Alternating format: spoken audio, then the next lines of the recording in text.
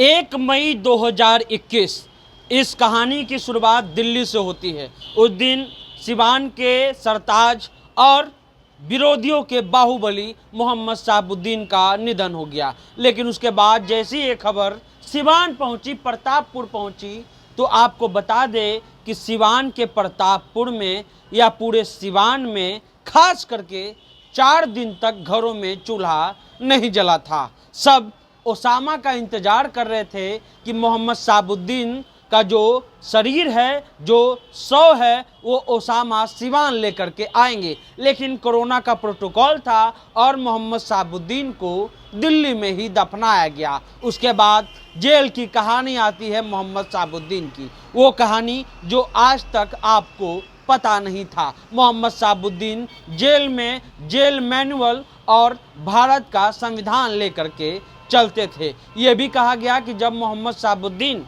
Jail से बाहर निकले थे, भागलपुर जेल से जब उनका काफिला सिवान के लिए निकला था, तो उस काफिले में 2 बोरी किताबें भी हुआ करती थी। ये कहानी मोहम्मद शहाबुद्दीन की है। कहानी ये भी है कि वही शहाबुद्दीन हैं जो जेल में पेड़ लगाया करते थे। जी, जेल में पेड़ लगाना हो या जेल मैनुअल अपने पॉकेट में रखना या भारत का संविधान हमेशा अपने पास रखना, ये मोहम्मद शहाबुद्दीन करते थे।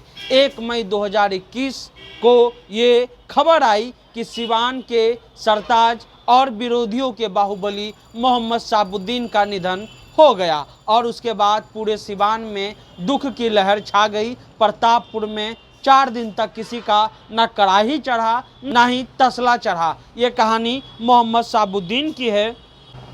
जब ये कहानी सिवान पहुंची तो सिवान के लोग पागल हो गए अपने नेता की कहानी सुन करके, नेता का खबर सुन करके कि हमारे नेता मोहम्मद शहाबुद्दीन की जान चली गई। मामला यहाँ तक पहुँचा था कि वहाँ के जो जेल अधीक्षक थे उन पर आरोप लगा कि जो एक तरह से सुविधा मिलनी चाहिए थी मोहम्मद शहाबुद्दीन को, वो सुविधा नहीं मिली। उसके बाद भारत सरकार के पूर्व कानून मंत्री और राष्ट्रीय कांग्रेस के पार्टी के वकील, यानी कि भारतीय राष्ट्रीय कांग्रेस के पार्टी के नेता और सुप्रीम कोर्ट के वरिष्ठ वकील सुप्रीम कोर्ट पहुंचते हैं। उसके बाद दिल्ली हाई कोर्ट पहुंचते हैं। दिल्ली हाई कोर्ट का जजमेंट आता है कि मोहम्मद शहाबुद्दीन का जो इलाज है वो पर्याप्त किया जाए और समुचित व्यवस्था किया जाए। इसी पर आरोप लगता है कि ये जो आदेश आया था, अगर किसी राजनीतिक पार्टी ने उस आदेश पर जेल अधीक्षक पर दबाव डालता